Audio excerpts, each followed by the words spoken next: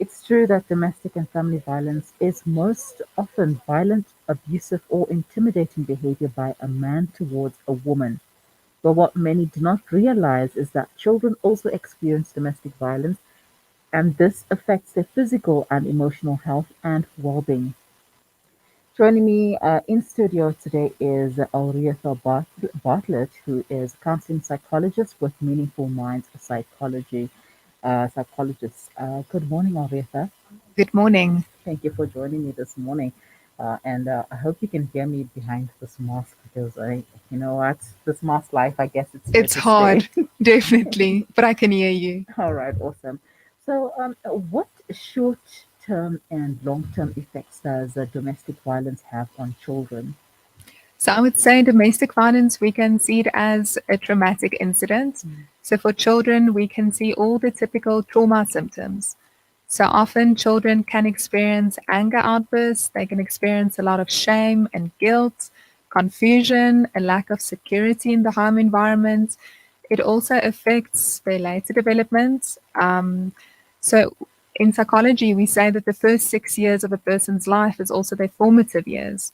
So things that are happening in the first 6 years of a person's life will have an impact on the rest of their lives, um, unless they can address those issues in therapy. mm, But it affects children in many different ways. So when they're adults, it also affects the kinds of partners they attract later in mm, life, or also the way that they behave towards their partners. mm, So often we witness our parents' relationship, and it gives us an indication of what relationships look like, how mm, I should behave towards a woman, how I should behave towards a man, what kind of behavior should I accept from other people. So it has long term effects, and it mm, definitely also has an effect on their self esteem. mm. So, such effects, if there's no intervention, can a child become this type of person, an abuser or a victim of abuse? Definitely. I think we can also look at it on a cultural level. So, Mm-hmm. what happens in the family environment, it creates a culture in terms of how should I behave towards a member of the opposite sex. Mm-hmm. So, for instance, a young girl can see, okay, so my mom, for instance, if the mom is the victim of the violence, my mom accepts this violence. So, Mm. this is probably what is expected of me as a woman. This is Yes. probably the way that men are going to behave towards me. And as a young boy, he can get ideas about what it's like to be a man in Mm. this world. It creates a specific type of masculine identity, thinking that I need to have control over my partner, otherwise, I'm not much of a man. Mm. So it definitely gives crucial messages that Yeah. affects children. Yeah. And now that you mention it, we often find when girls, women are recipients of abuse or victims of abuse, and they say that no, no, he loves me. That's why he is doing this to me, Mm, and he's doing this because he wants to show that he loves me. mm, And he probably also tells her that I'm doing this because I love you, and I don't want to see anything happen to you. That's why mm, I need to, like put my foot down and let you know that this is what you should not be doing, and mm, control mm, and power. mm. And so now, can children recover from witnessing and experiencing domestic violence or abuse? Definitely, but I think it is important for them to be taken out of that situation. Mm, And if it happens at a very young age, so when they're still babies, it would have a greater impact on them. mm, And it would mean that the therapy, a longer term therapy approach would be needed. So I definitely think there is hope, but mm, it's important to be for them to be in a safe environment and also to be in a therapy setting where they can be contained. mm, Because so children while growing up, they need a lot of emotional containment. So mm, the children have a lot of emotional needs. And when there's not much space for their own emotions, it can create a lot of um, introjection. So they're mm, internalizing a lot of these emotions. There's no space for me to express my anger or to express sadness. So I'm keeping it inside. And the long term effects of that is often children experiencing anxiety and depression in the long run, also mm, while growing up. But I definitely think there is hope when they're in the right therapeutic setting. mm. We were speaking about what you do before we got onto the on air. So, can you explain to us how you would help a child in such a setting? Okay, so I focus on non-directive play therapy. So the focus is mainly on creating a safe, containing space where the child uses play material to process things they've experienced in their lives. So the play material becomes their words. So with an adult, you would talk about emotions and experiences that they've been through, but with a child, they would play it out, Mm-hmm. different themes. And often when we observe a child's play, we pick up certain themes that Mm-hmm. emerge. Um, and it's the child's way of communicating. Mm-hmm. Yeah. Yeah, I remember coming across something. I think it was a therapy session as well Mm. for children, and they were trying to figure out how or what's happening in the child's lives, in the children's lives, and they got the children to draw what was Yeah. happening in their lives, and basically, the kids were drawing pictures of being abused, they were drawing pictures Mm. of their perpetrators, they were drawing pictures of whatever they could draw so that the therapist or psychologist could understand what type of Mm. abuse they Mm. are going through. So, yeah, yeah, interesting. It's interesting how there are many ways to help people and to help people Mm. talk about their situations. Yeah. Uh, So it's all about processing the trauma, mm, making sense of it, and for them to have a safe space where there's space for their emotions, where it's mm, accepted in a non judgmental way. So the non directive therapy is I don't direct the therapy at all. The mm, child decides what he or she wants to play with. And then I observe and I listen and I also help to contain and carry the emotions for them. mhm. Now, many mothers feel like it's best to stay in the abusive relationship for the sake of the kids. We see it many times. Sometimes Mm, the abusers make it seem as though they don't have any other option but to stay in this mm, abusive mm. relationship. So should they stay for the sake of the kids? So I would say it has a very a detrimental effect on children when mothers decide to stay. I often hear, but I have to stay for the sake of my child. Going through a divorce is going to have a very negative impact on my child. But Mm, I think being exposed to that kind of trauma has a much more of a detrimental impact. So I would think it's best for the mother to protect herself hmm. if she's the one who's the victim. All right. It's also possible that if a woman can be abusive towards a man, Mm, but 90% of victims of domestic violence are women. so true. And so often our children are also killed in the process. Sometimes the Yeah. man would rather choose to kill the child so that the woman would not instead of taking her life, he would Mm. choose to take the child's life so that she can suffer a lifetime instead. Yeah. So, Also, if a mother decides to stay, she's giving her children a very clear message that mm, you should also accept this, that this kind of behavior is normal. But if she decides to leave, she tells them that I value myself enough and that I'm not going to take this kind of behavior. So I think it's important to get out of that situation. I think it's easier said than done because from my experience, I've seen how challenging it is for women to leave those kind of abusive mm, situations. It's much easier to say that I should just get away than to actually do it because a lot of women are also financially dependent on their mm, partners. mhm. Right, Elretha, we're going to take a quick break, but we'll continue when we return. Perfect. Connect and stay ahead with Salam Media. This is Salam Media coming to you live from South Africa.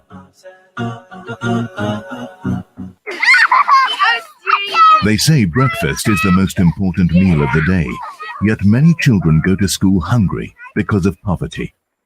Penny Appeal's Breakfast Club aim to get a warm, hearty meal to underprivileged children so they can spend the day prospering in their schoolwork. Help feed a needy learner by visiting our website on www.pennyappeal.org.za or call 031 1100 573 to find out how you can donate. Penny Appeal. Small change, big difference.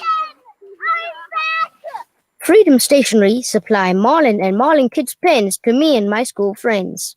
They supply just about everything we need to help us get a better education, from books to files to rulers. In fact, any access or Accessory. any accessory we need. Freedom Stationery. Education for the nation. What does accessory mean? Connect and stay ahead with Salam Media. This is Salam Media, coming to you live from South Africa. Welcome back. You are listening to the Maryam Mkwanda show on Salam Media, and today we are talking about domestic violence and how it affects children now and later in their lives with the counseling psychologist with Meaningful Mind psychologist Elretha Bartlet, who is joining me in studio. Elretha, thank you for joining me. And before the break, we were talking about should the mother or the father stay in the abusive relationship for the sake of their kids. And it's not something that well, if you are not if you're not in that situation, it's easy for you to say, but why don't you just leave, get up and leave? But how would the person just get up and leave if they are dependent in that situation, like you mentioned, and they have been financially dependent on their abuser? And not just that, but the abuser has also brainwashed them into thinking that they have no other way out but to stay in such a relationship. Yeah. So I think also counseling or therapy should start with the victim of abuse. Is there a way to help the victim of abuse to get them out of that relationship and that thinking that there's no way out for them in order to help the children? Definitely. So I think the therapy would focus on empowering them, for them to realize their value, also helping them to explore their resources, the things in their lives that could help assist them in getting out of that relationship. It would also explore underlying thinking patterns that are keeping them stuck in this relationship, thinking that I'll never get someone else or that the next person will be even more violent, that it's better to stay in this situation. So definitely therapy would focus on empowerment and helping them to look at resources, to see how realistically they could make this change happen. But then how do you help? How do you help them? Many a times the abusers has control over them, control over their movements, control over their socials.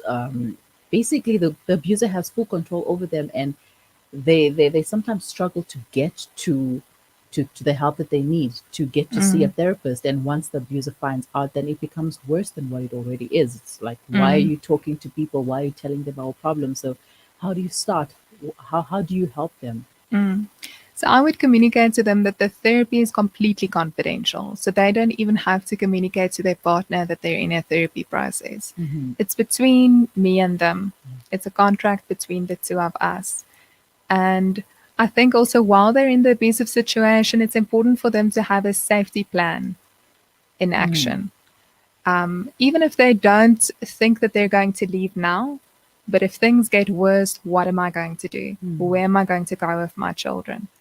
And I think it's important to do these things quite early on in the therapy process, because it's a part of crisis management. It's not a different therapy setting that's just focused on containment, but there is a crisis that needs to be addressed.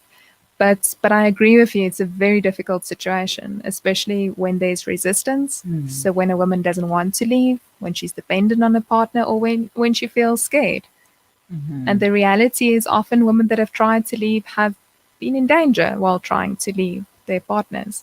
So it is a very difficult situation. Definitely, especially when they take away all of the support that you have, making the victim look as if they are the confused one, they are the insane one, and they don't know what they are talking about. Yeah. Now back to the children. How does the domestic violence affect their education and their overall well-being? Like, I mean, going to school and having to deal with Mm, violence at home, mm. I'm sure it's not something that is easy to deal with. So I think the main thing is children that grow up in these settings often feel quite isolated. They Mhm. feel that my home situation is so different than other children's home situations, and children don't want to talk about it. So there's a lot of shame about it. Mhm. Perhaps there are other children that also experience the same thing, but they feel that they're a bit like an outcast. I'm the one that is experiencing this. I'm different. My family's different. This is shameful, and I shouldn't be speaking about it. So it definitely creates a lot of loneliness. It can cause them to feel quite anxious in social situations, struggle to relate to their peers. And I definitely think, like other trauma symptoms, it affects their concentration, um, yeah, and their emotional well-being. And when their emotional well-being is affected in a negative way, it will have a negative impact on their schooling. So all of Mhm. these things are linked, Mhm. connected to one another. One area of their functioning is also going to have an impact on other areas of Mhm. their functioning. Yeah, back then when I used to go to school, we had guidance counseling and stuff, and I don't know if they have that now, do they? I do think so, yes. Yeah. I Yeah. think they call it life orientation these days. But it's not the same because we had life Yeah. orientation and guidance counseling where you could Oh, I still go see. and speak to a Uh-huh. therapist and just let everything out. But I think that is something that all schools should implement Mm, just for the sake of the kids and to find out if everything is okay at home and how they can help them in the mm, situations. Because, I mean, yeah. they could also help the parent in that situation. Now, if there aren't any guidance counselors in schools, how best can we help the children? So I would think, so as a parent or as a professional? Let's start with as a professional. So as a professional, I think it's important to just give the child a safe space where they Mm-hmm. can first trust you and tell you what is going on. Mm-hmm. But as a professional, if I hear that a child is in an abusive situation, I also need to report it. Mm-hmm. So often what happens is the child is then taken out of that setting. And so a social worker would get involved, would probably remove the child. But it's also important to then work with the victim of the abuse Mm-hmm. and also to empower them to get out of the relationship and to still have a relationship with their child Mm-hmm. because there's also the risk of them losing their children. Mm-hmm. Mm. And as a parent.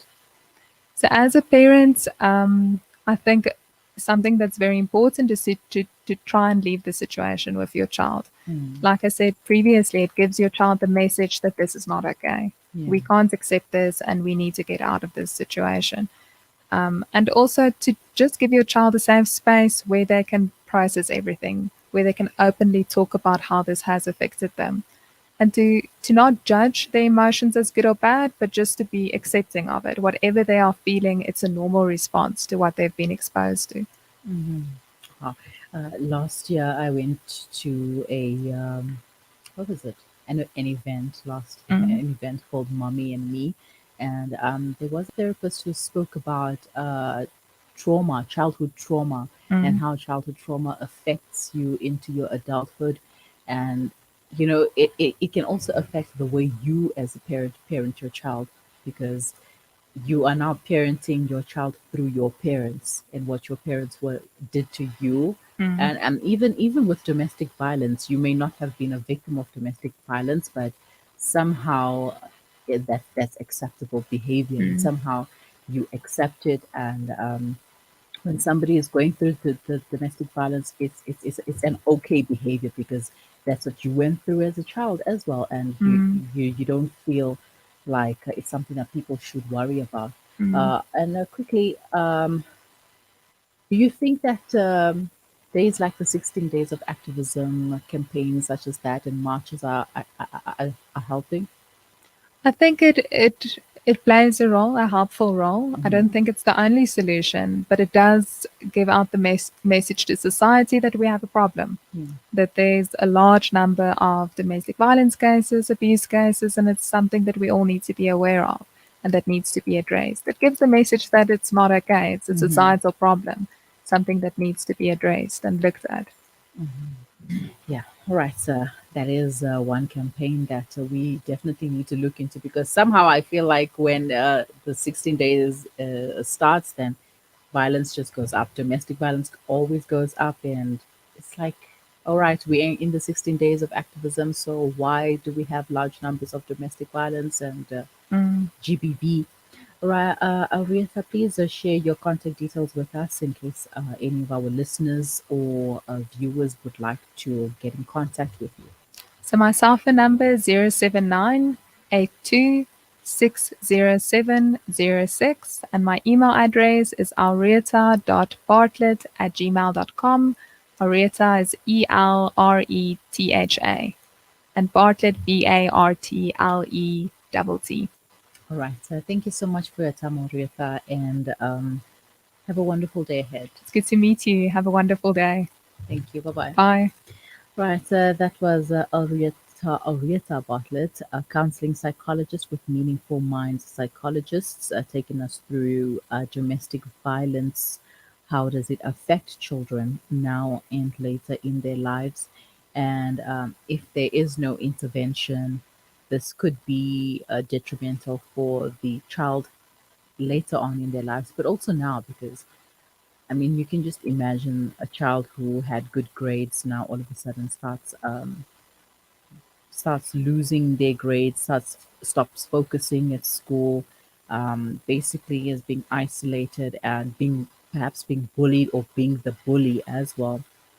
So yeah, we need to take a step and break this and also get help for the children, for the child, for the children. And there is help out there even for the victim, there is help. It's not an easy situation to get through, but there is help, and it needs to start with you wanting to get the help, right? So if you have any further questions or comments, please leave them in the comments section on our Facebook, or you can send them to us on WhatsApp. The number is 0617 660 355. And do stay with us. We will be back after the break.